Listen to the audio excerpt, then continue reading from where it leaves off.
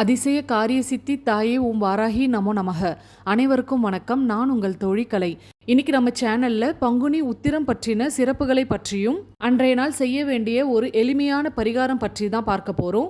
உத்திர நட்சத்திரம் தொடங்குற நேரம் ஞாயிற்றுக்கிழமை, அதாவது 24ஆம் தேதி காலை 8:47 மறுநாள் திங்கட்கிழமை காலை 11:19 வரை உத்திர நட்சத்திரம் இருக்கு. பௌர்ணமியும் உத்திர நட்சத்திரமும் இருக்கக்கூடிய நாளில் தான் பங்குனி உத்திரம் வழிபாடு செய்யணும். அப்படி பார்க்கும்போது பௌர்ணமி திதி பார்த்தீங்கன்னா ஞாயிற்றுக்கிழமை காலை 11:17 தொடங்குது. மறுநாள் திங்கட்கிழமை மதியம் 1:16 வரை பௌர்ணமி திதி இருக்கு. சூரியன் உதயமாகிற நேரத்தில் பௌர்ணமியும் உத்திர நட்சத்திரமும் இருக்கிற நாளில் தான் நாம வழிபாடு செய்யணும். அப்படி பார்த்தா திங்கட்கிழமை அன்று தான் பங்குனி உத்திரம் வழிபாடு செய்யணும். ஒவ்வொரு மாதமும் தான் உத்திர நட்சத்திரம் வருது. ஆனால் பங்குனி மாதத்தில் வரக்கூடிய உத்திர நட்சத்திரம் ரொம்பவே சிறப்பு வாய்ந்தது. இந்த நாளில் நாம் தெய்வ வழிபாடு செய்யறது நம்ம வாழ்க்கையில் எல்லா வளமும் நலமும் பெற்றுத்தரும் அப்படின்னு சொல்லப்படுது. தமிழ் மாதத்தில் 12வது மாதம் பங்குனி மாதம். அதே மாதிரி 27 நட்சத்திரத்தில் 12வது நட்சத்திரம் உத்திர நட்சத்திரம்.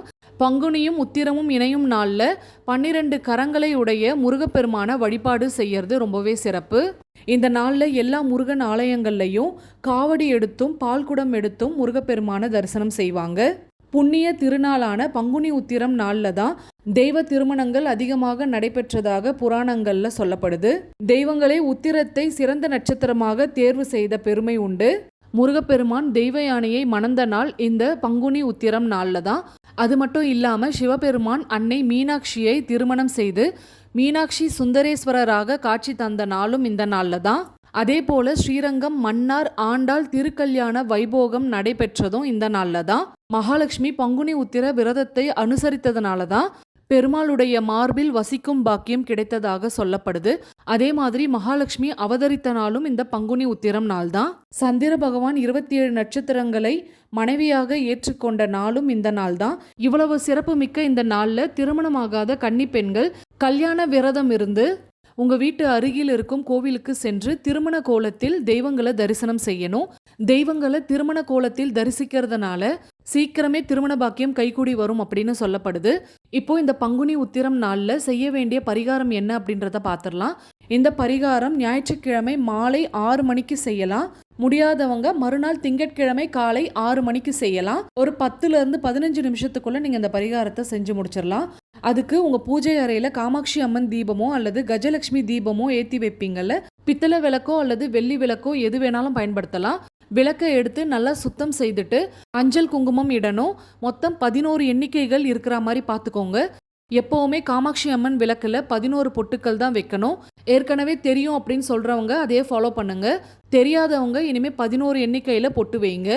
விளக்குல குங்கும பொட்டுக்கள் வைத்ததுக்கு அப்புறம் நல்லெண்ணெய் நெய் ரெண்டுமே சம அளவுல விளக்குல ஊத்தணும்.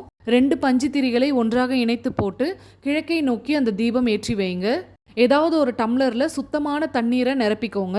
அந்த தண்ணீர்ல ஒரே ஒரு ஏலக்காய், ஒரு கிராம்பு, ஒரே ஒரு பட்டை துண்டு இது எல்லாமே போட்டுட்டு அந்த டம்ளரை ஒரு தட்டுல வச்சு எரியிற காமாட்சி அம்மன் தீபத்துக்கு முன்னாடி வச்சிடணும். பக்கத்துல ஒரே ஒரு ₹1 நாணயத்தை வைக்கணும். எரியிற தீபத்தினுடைய சுடர் அந்த தண்ணீர்ல தெரியும். அந்த தண்ணீர்ல தெரியிற சுடரை பார்த்து தான் இப்ப நான் சொல்லக்கூடிய மந்திரத்தை நீங்க சொல்லணும். ஓம் ஐம் புரம் முருகா வசி வசி. இந்த மந்திரத்தை 101 முறை சொல்லணும்.